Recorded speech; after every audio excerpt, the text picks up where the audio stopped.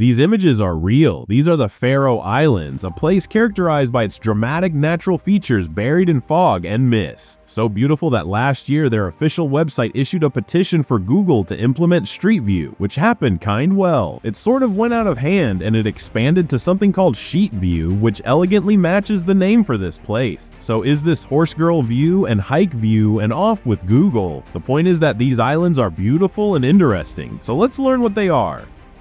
The Faroe Islands are located in the North Atlantic Ocean, halfway between Iceland and Norway, and about 300 kilometers north from Scotland. Well, technically 260 kilometers north from the closest place in Scotland, North Rona Island. But as this place is uninhabited, I don't think it should count. Composed of 18 islands, this archipelago covers a surface area close to 1,400 square kilometers, which is comparable to the size of New York City. There are about 1,100 kilometers of coastline, and the farthest away you can be from the ocean at any place is 5 kilometers. The highest mountain is SLA Tinder, peaking at 882 meters above sea level, and the average elevation for the Faroe Islands is of 300 meters, which is 10 times more than their parent country. We'll get to that later.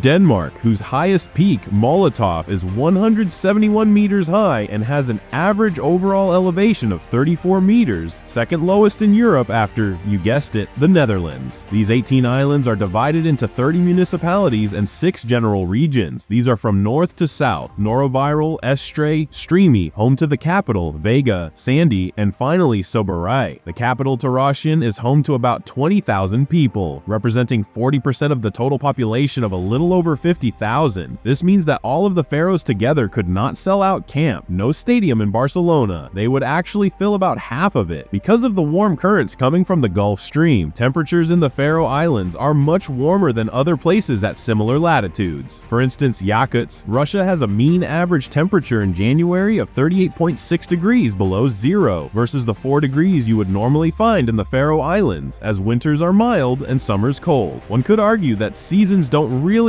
exist in this area because 1, temperature variations between winter and summer is very little, and 2, the climate is heavily influenced by the dramatic topography of these islands, so temperatures and weather conditions vary drastically throughout the day. Let's talk about its Köppen climate classification. Yes, that outrageously complicated and colorful map that was conceived in 1884 and recently modified in 1936, which deserves a video for itself, is subpolar oceanic climate described as windy, wet, cloudy, and cool. Other than benefiting from the warm ash currents coming from the Gulf Stream, this location is very important for geopolitical reasons, as the Faroe Islands are right in the middle of what is called the GIUK. The GIUK Gap is an area in the northern Atlantic Ocean that acts as a military naval choke point. The gap being the gate to the Atlantic Ocean from the Norwegian Sea and Arctic Ocean. The GIUK is very important for the UK and NATO as it gave these countries control over who gets to access the Atlantic Ocean through this door, hence making Denmark a key player.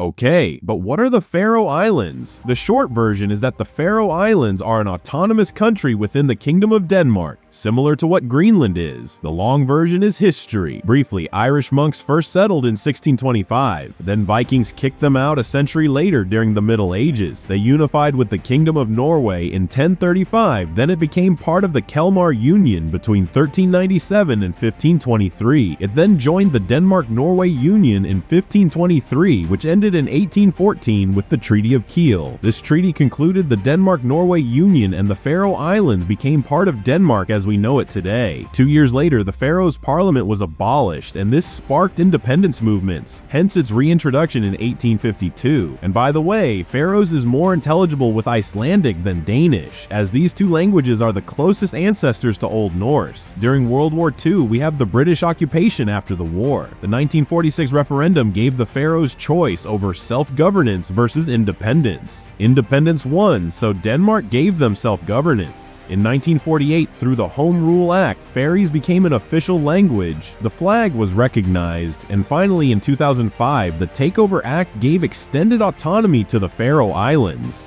So what about the European Union? If the Faroe Islands are part of Denmark and Denmark is part of the EU, then that means that they are in the EU, right?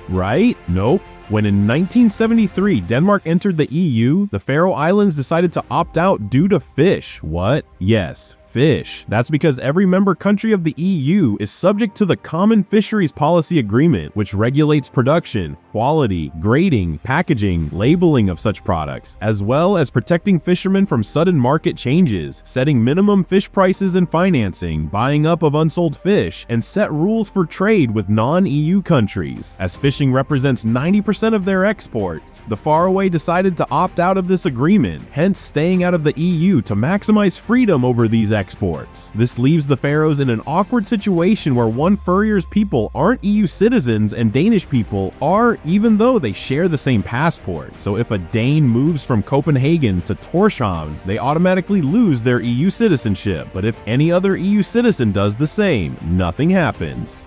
Even though they're not in the EU, people traveling to the Faroe Islands from the Schengen area and vice versa are not subject to passport control. This is mostly due to the fact that the Faroe Islands are part of the Nordic Council, which has strong ties with the European Union, hence their relaxed approach to borders. And back to the fish reason. Due to its independent trading status, the Faroe Islands benefit greatly from import-export sanctions between Russia and the EU, hence monopolizing Russian demand for such fish products. And to make it all even more complicated, there have been rumors suggesting that the Faroe Islands are considering ditching the Faries krona, which is basically the same as the Danish krona, but with cooler designs, and adopting the euro even though not being a member of the EU and Denmark being one that is not in the Eurozone. That would be extremely weird. In conclusion, these are gorgeous islands with a strong cultural identity, and by the way, one of the most vibrant art scenes in Europe, but in search of a clear international status both within their kingdom and their continent. Thanks for watching, and please subscribe for more creatively explained videos.